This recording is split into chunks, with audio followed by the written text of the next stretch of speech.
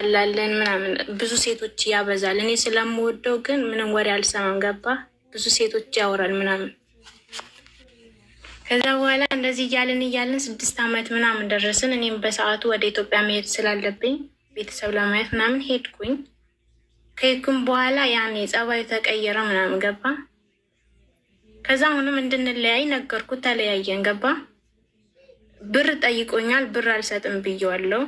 ምንም ነገር እኔ ዝም ብዬ ላውራው እንጂ ከእሱ ጋር ምንም ነገር ግንኙነት የለኝም። ገባ? ግን አውራዋለሁ። ብዙ ነገር ይጠይቀኛል። በዛ ነገር ደግሞ እኔ ስሬስ ነኝ። ገባ? ከዛ በኋላ ወደ ኢትዮጵያ ሄድኩኝ። ተለያየን። አሁንም ተመልሼ መጣሁኝ። በመጣበት ሰዓት ደግሞ እንደገና ይቅርታ ጠየቀኝና ኦኬ፣ እኔ ኖርማል ነው እያወራሁት ነው እንጂ ብዙም ልቤን እየሰጠሁት አልነበረም። ገባ? ስለማውቀው ጸባዩ ምኑ ማለት ነው። ከዛ በ3 ወሩ ነው ምናምን በመጣሁበት እንደገና ተመልሼ በመጣሁበት 3 ወር ብር ጠይቀኝ መልሶ ወላይ 3 የጠይቆኛል ብር ብልት ታምነኛለህ? ከዛ የለኝም እያልኩት ከዛ በኋላ አሁን ምን ተባልኩኝ? ላገባ ምናምን ወሰኜ በማገባበት ሰዓት አታግቢ ምናምን ብሎ አለኝ ማለት ነው። ይሄን አመት ሲያልቅ እንጋባለን ምናምን ሲለኝ ኦኬ ብዬ እኔ ስጠብቀው ሳለ አሁን በስተመጨረሻ እሱንም ሊያገባ ነው ምናምን ተባልኩኝ ማለት ነው። እና እዚህ ጋር ደግሞ እኔ ማለትም ዝም ብዬ ላውራው እንጂ ምንም ነገር ያልኩት ነገር የለም። እና አንዳንድ ጊዜ ብር ብለው ሲጠይቋቸው ወንዶች ብር እንዳሰጡ ሴቶች ማለት ነው። የምሬ ነው። በእናንተ የሚፈልጉት ነገር ካገኙ ጥላቸው ነው የሚሄደው። እኔ ልክ እንደኔ ማለት ነው። እዚህ ጋር ምን ትለኛለህ? ምንድን ነው የምትፈልጊው አንቺ? አሁንማ በሱ በሚያውቀው ሰው እኔ አሁን ብሎክ አድርጌዋለሁ። ተቦላልቀናል። ገባ? በሚያውቀው ሰው ደግሞ የእሱን ማለትም እሱ ከሌላ ሰው ማግባቱ እንዲያገባ ምናምን እንዲነግሩኝ ይፈልጋል። ታውቃለህ?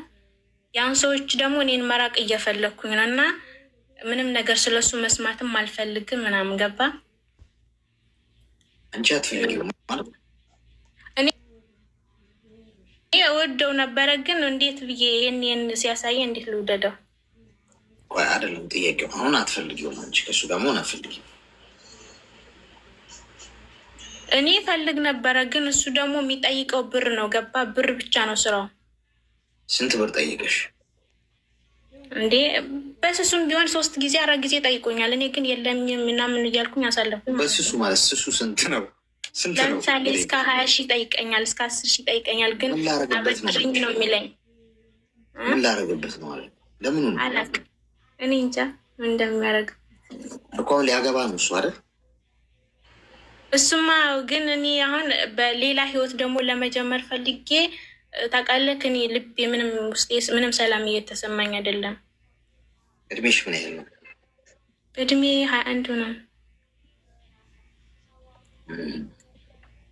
ሚዩት አድርጊ እስኪ። ትንሽ ለብለብ በሚያደርግ ቃሪያ በሚጥሚጣ ሰናፍጭ ጣል ጣል ያለበት መርፌ ነው የሚያስፈልግሽ። ኮይን ውሰዱ። ከላይ ሳጥኑ ተወስዶ ካላለቀ አይጠፋም። ያልጠፋው ስላልተወሰደ ነው። ሰጥቻችሁ ውሰዱ። መከራ ልመና እዚህ ቤት መከራ ገባው እኮ ጎበዝ። ከዛ ከላይ ከስሜ ጎን ያለውን ልብ ቅርጽ ምልክት እየነካችሁ ሜምበራችሁን አድሱት። ወይም ሜምበር ያልሆናችሁ ሰዎች ደግሞ ሜምበር ሆኑ። እሺ፣ አንደኛ ነገር 21 ዓመትሽ ምን አለበት ብትረጋጊ? የእኔ እናት ያለ ወንድ መቆየት አይቻልም ተብሏል እንዴ? ነገሩ እንዴት ነው አልገባኝም። እንደው 31 ዓመትሽ እኮ ነው የሚመስለው ሁኔታሽ።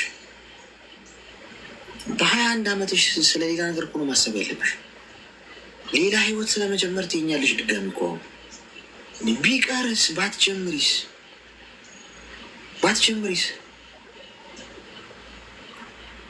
እኔ በ21 ዓመት የሚያሳስበኝን ነገር ሳስበው በጣም ነው የሚገርመኝ። ማለት በአንቺ እድሜ ላይ እያለው ይሄ ገርል ፍሬንድ ቦይ ፍሬንድ ምናምን በቃ ሌላ ህይወት ሊጀምር ለአግባ ይሆን እንዴት ነው ነገሩ ምናምን የሚል ነገር አለ የሚያሳስበኝ የነበሩ። በጣም እየገረመኝ ነው። የእድሜ ጊዜውን የሳተው እኛን የሳት ነው። ገና እኮ ልጅ እኮ ነሽ። በዚህ ጊዜ አግብተሽ እንዴት ልትኖሪ ነው? እንዴት ነው ነገሩን ትሪት የምታደርጊው? ትዳር እኮ ኃላፊነት ነው። ገብቶሻል? ኃላፊነት እኮ ነው። ትከሻሽ ሰፊ መሆን አለበት። አብረሽ የምትኖሪው ሰው ጋር ተደጋግፈሽ ችግር የመፍታት አቅምሽ ጎልብቶ በስነ ልቦና አድገሽ ጠንካራ ሆነሽ ቻሌንጅ ሲያጋጥም ትዳር ውስጥ ብዙ ፈተና አለ። እሱ እንዴት እንደምታልፊው አጥንትሽ አልጠነከረም። አሁን አንቺ ማግባት ማለት በዚህ እድሜሽ ለህፃን ልጅ ገና ለተወለደ ህፃን ልጅ አጥንት ጋጥ ብሎ አጥንት እንደመስጠት ነው፣ ለአራስ ልጅ ማለት ነው። እንዴት ይቻላል? ሰው ተረጋጊ። አንደኛ ነገር፣ ሁለተኛ ያግባ። ይሄ ሰው ከህይወትሽ ውስጥ ቢሄድ አንቺ ነሽ የምታተርፊው። የአንዳንድ ሰዎች ከፍላችኋቸው ከህይወታችሁ መውጣት አለባቸው። ባይዘ እንዲሁ እንኳን ሄደውላችሁ ቀርቶ ከፍላችኋቸው ገንዘብ ከፍላችሁ እንደው ያለውን ሰጣችሁ ነው እንደ በሄዱላችሁ የእነሱ መኖር ውድቀት ነው ለእናንተ። የእነሱ መኖር ወደኋላ መጎተት ነው። ስለዚህ ራስ ወዳድ የሆነ ሰው ነው ይሄ ሰው። ገንዘብ ከአንድ ማራት የጠየቁኛላቸው ወንድ ልጅ ገንዘብ ከጠየቀ በቃ አይለወጥም መቼም፣ ጥቅመኛ ነው። ከእናትና ከአባቱ እንኳን መጠየቅ የለበትም። አንድ ወንድ በራሱ ነው ቆሞ መሄድ ያለበት፣ በራሱ ነው ጥሩ ግሮ ለፍቶ መነሳት ያለበት። ስለዚህ ምልክቱን እያሳየሽ ነው እንደማይሆንሽ መካሪያ ያስፈልግሽ።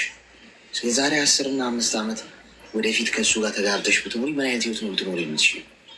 ተጠቅሞ ሲጀመር አያገባሽም። በመሰረቱ እንደዚህ አይነት ኃላፊነት ለመሸከም ዝግጁ አለ።